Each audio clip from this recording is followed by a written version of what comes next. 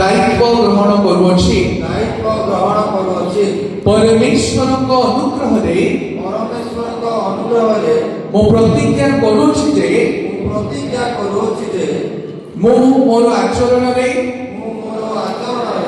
କଥାବାର୍ତ୍ତାରେ ଏବଂ ଚରିତ୍ରରେ ନିନ୍ଦାର ଊର୍ଦ୍ଧ୍ୱରେ ଜୀବନଯାପନ କରିବାକୁ ଶପଥ କରୁଅଛି। ମୁଁ ପରମେଶ୍ୱରଙ୍କ ପବିତ୍ର ବାକ୍ୟ ଏବଂ ସତ୍ୟ ସିଦ୍ଧାନ୍ତ ପ୍ରତି ବିଶ୍ୱସ୍ତ ରହିବାକୁ ଶପଥ କରୁଅଛି। ମୁଁ ବ୍ୟକ୍ତିଗତ ଲାଭ ପାଇଁ ନୁହେଁ ବରଂ ସ୍ୱେଚ୍ଛାକୃତ ଭାବରେ ନମ୍ର ଏବଂ ନିଃସ୍ୱାର୍ଥ ଭାବରେ ବିଶ୍ୱାସ